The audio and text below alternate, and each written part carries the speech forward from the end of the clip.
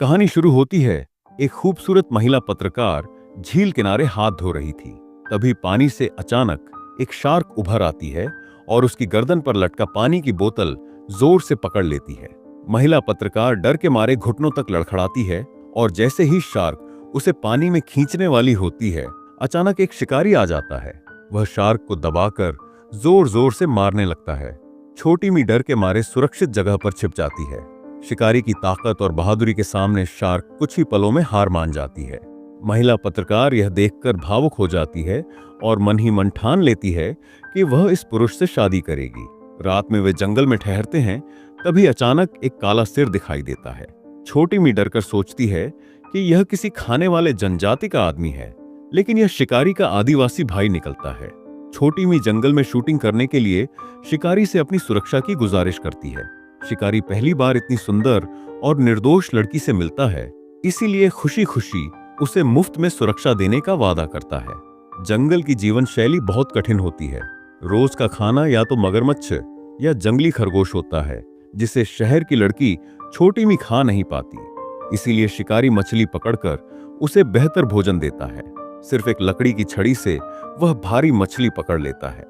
छोटी मी यह देखकर तुरंत इस दिलदार और देखभाल करने वाले आदमी की ओर आकर्षित हो जाती है।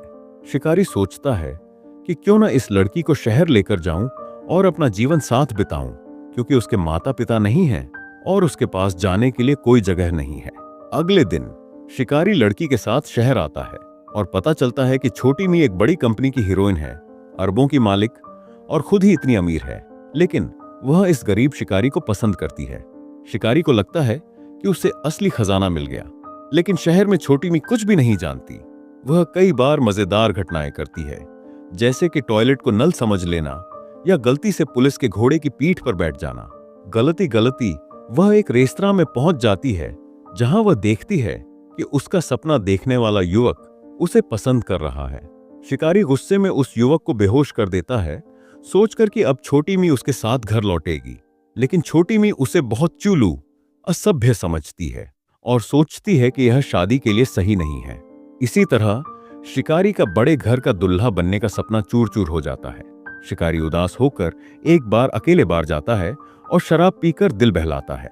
वहां एक 50 साल की धनी विधवा उसे पसंद कर लेती है और भारी रकम देकर घर बुलाती है। लेकिन शिकारी एक शिष्ट और आदर्श पुरुष है, इसीलिए वह शालीनता से मना कर देता है। बार के बाहर वह 2 बेघर लड़कियों को देखता है। शिकारी मदद करने के लिए आगे बढ़ता है, लेकिन अचानक एक गुंडा आता है और उनसे पैसे मांगता है। शिकारी उसे एक मुक्का मार देता है। इसके बाद वह लड़कियों को खाने के लिए आमंत्रित करता है, लेकिन लड़कियों कहती हैं कि खाने के लिए पैसे चाहिए। शिकारी हैरान रह जाता है और लड़कियां टैक्सी लेकर चली जाती हैं। अगले सप्ताहांत छोटी मी उसे बाहर लेकर घूमना चाहती है, ताकि वह शहर की दुनिया देख सके। अचानक भीड़ में एक चोर दिखाई देता है, जो पर्स छीनकर भाग जाता है। शिकारी तुरंत जमीन से कैन उठाकर चोर को 100 मीटर दूर गिरा देता है। शिकारी की यह बहादुरी और दिलदारी देखकर छोटी मी फिर से उसकी ओर आकर्षित होती है। भले ही वह थोड़ा देहाती है, लेकिन उसका स्वभाव बहुत मीठा और समझदार है। वह उसे अपने परिवार के डिनर में आमंत्रित करती है। वहां फिर से वह अमीर युवक दिखाई देता है। एक नजर में ही यह स्पष्ट था कि वह आदमी अच्छा नहीं है। छोटी मी के न होने पर शिकारी ने उसे बेहोश कर दिया, लेकिन बड़ा शहरी युवक कई छोटे गुंडों को जानता था और शिकारी को सबक सिखाने की तैयारी में था। शिकारी शांत होकर अपने पास से 2 मीटर लंबी तलवार निकालता है। गुंडे डर के मारे भाग खड़े होते हैं। तभी से छोटी मी उसकी ओर पूरी तरह आकर्षित हो जाती है। हर रोज वह काम पर जाते समय अपने दिल वाले आदमी के बारे में सोचती रहती है। शिकारी सोचता है कि अब वह बड़ी दुनिया में कदम रख सकता है और जीवन का शिखर छू सकता है। लेकिन अचानक शहरी युवक एक हीरे की अंगूठी निकालकर छोटी मी को प्रपोज करता है। छोटी मी खुशी से झूम उठती है, लेकिन शिकारी हैरान रह जाता है। यह देखकर वह गुस्से में अपने बैग उठाकर जंगल लौटने का फैसला करता है। जैसे ही वह जाने वाला होता है, छोटी मी दौड़ते हुए आती है। अपने प्यार के लिए वह पारिवारिक विवाह छोड़ देती है और अगले दिन शिकारी के साथ जंगल में रहने चली जाती है। हालांकि जीवन कठिन था, वे बेहद खुश रहते हैं। छोटी मी अब जंगल की जिंदगी के लिए पूरी तरह तैयार हो चुकी थी। लेकिन तब शिकारी एक बड़ा रहस्य खोलता है। वह इस जंगल का वारिस है। उसके इलाके में कई 100 वर्ग किलोमीटर जमीन है और पहाड़ में सोने की खानें छिपी हुई हैं। बस एक जमीन का विकास कई कंपनियों के बराबर मूल्य रखता है। छोटी मी यह सुनकर बेहद उत्साहित हो जाती है। वह सोचती है कि उसने सही व्यक्ति चुना। शिकारी उसे अपने पहाड़ी विला में ले जाता है। भले ही विला बाहर से पुराना और टूटा फूटा दिखता है, अंदर कई टन सोना छिपा है। जैसे ही छोटी मी अपनी खुशी में खो जाती है, खतरा मंडराने लगता है।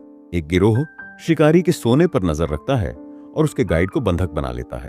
यदि सोना नहीं दिया गया तो गाइड की जान खतरे में है। शिकारी तुरंत गोली मारकर गाइड को चोट पहुंचाता और छोटी मी के साथ जंगल में भाग जाता है। गिरोह सोचता है कि शिकारी डर गया है और उन पर हमला करता है, लेकिन अचानक एक जंगली बैल निकलकर एक गुनहगार को फेंक देता है। शिकारी मौके का फायदा उठाकर गुनहगार की टोपी नदी में फेंक देता है। गिरोह सोचता है कि उनका साथी मगरमच्छ द्वारा खा लिया गया और डर के मारे नदी के पास भी नहीं आता। शिकारी जल्दी में नहीं होता। वह छोटी मी के साथ जंगल में जामुन और अन्य फल खाने जाता है। रात होते ही वह पक्षियों की आवाज की नकल करता है और एक झुंड खून चूसने वाले चमगादड़ आ जाते हैं। गिरोह पूरी रात डर के मारे नहीं सो पाता। अगले दिन गिरोह जमीन पर तीर का निशान देखता है और गाइड को नदी में चलने के लिए मजबूर करता है। जैसे ही वह नदी में जाता है, एक रहस्यमय शक्ति उसे खींच लेती है। गिरोह सोचता है कि गाइड मगरमच्छ ने खा लिया, लेकिन वह वास्तव में सुरक्षित है। अकेले पड़े गुनहगार को आदिवासी पकड़ लेते हैं। गिरोह का नेता देखता है कि उसके साथी लगातार कम हो रहे हैं, इसलिए आग लगाकर शिकारी को बाहर लाने की कोशिश करता है। लेकिन शिकारी चुपचाप पीछे खड़ा होता है और उसे बिना किसी के पता चले मार देता है। इसके बाद शिकारी छोटी मी के साथ एक पहाड़ी गुफा में अपना घर बनाता है और वे दोनों जीवन भर शांत और खुशहाल रहते हैं।